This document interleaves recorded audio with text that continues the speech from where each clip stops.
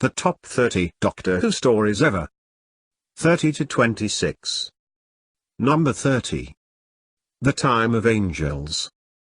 This brilliant two-part story from Series 5 in 2010 is my second favorite new series story. It is difficult to believe that this is the first story shot by Matt Smith and Karen Gillan as the 11th Doctor and Amy, as both of them are absolutely fantastic, and in some ways this is their most iconic story. The partnership between the two is terrific, and they are by far my favorite Doctor companion team of New Who. It is only a shame they did not get more stories of this quality. Essentially it's a modern version of the old Pat Troughton Stand By, The Base Under Siege, and it's superb, stunning to look at and amazingly well directed. The Weeping Angels are at their most frightening.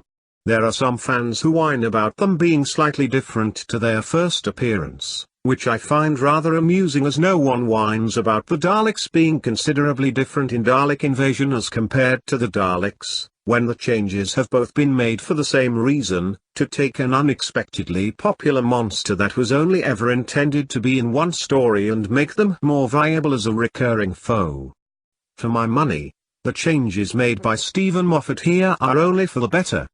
They maintain their menacing appearance and movement, but here are genuinely frighteningly sadistic to boot. I love this story, and it is only a shame that it now stands as an almost mocking example of how good the Moffat era could have been, instead of the sorry joke it became. Number 29. The Daleks. The original Dalek story, sorry DWM, none of this mutants bollocks here. Go back to nerd school, you anal farts, and still one of the best. What the Daleks has in spades is pure atmosphere. Only the first time the series ever set foot on an alien world, and it truly feels alien and like a genuinely frightening and unnerving experience for Ian and Barbara and the viewer. A gripping story that maintains interest for nearly 3 incredible hours. A remarkable feat given that most New Who stories these days can't keep me interested for just 45 minutes. Number 28. The Empty Child.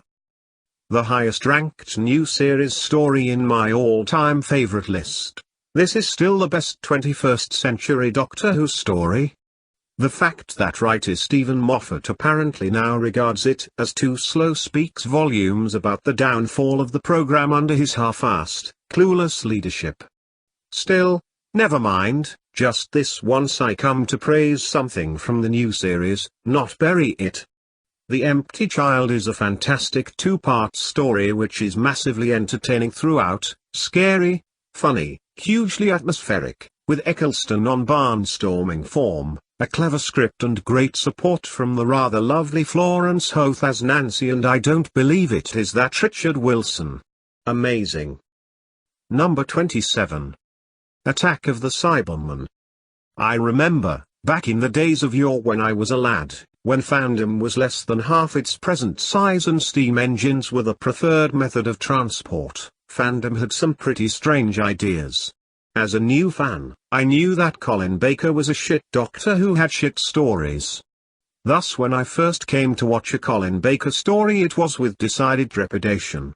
I was thus rather taken aback when I watched Attack of the Cybermen and found a brilliant story led by a brilliant, funny, brash, energetic, hugely likable and total badass Doctor.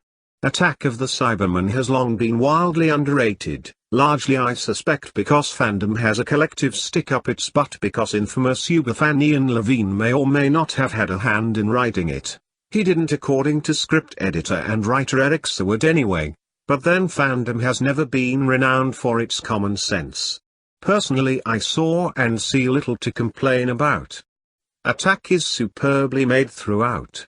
The Cybermen are genuinely nasty and threatening, not the sad jokes of today who wouldn't scare a 2-year-old. The script has some fantastic characters and great quotable dialogue, delivered with relish by terrific performers like Brian Glover, who practically steals every scene he's in, and Maurice Colborne, who is the epitome of icy cool as Lytton. I was completely baffled by the reaction to this story after watching it as a young fan, and remain utterly mystified today by anyone who can dismiss this story as crap while turning around and singing the praises of utter gobshite like Death in Heaven or Hellbent. Number 26. The Web of Fear. The most recent entry into this list, despite being nearly 50 years old. I was always fascinated by the idea of this story, and certainly that first episode, which I watched on the Lost in Time DVD set, was really good and atmospheric and so very tantalizing. Like most people, however, I figured I'd never get the chance to see the whole thing. To say I was overjoyed to find it mostly returned in 2013 would be an understatement, and while fandom seemed to prefer to lose its collective mind over the enemy of the world, pretty average in my opinion and massively overrated since its return, this was the one I wanted to see, and thankfully I wasn't disappointed. Happily I've seen it since as well, and my opinion hasn't changed.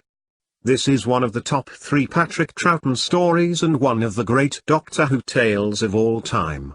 Absolutely fantastic. To be continued.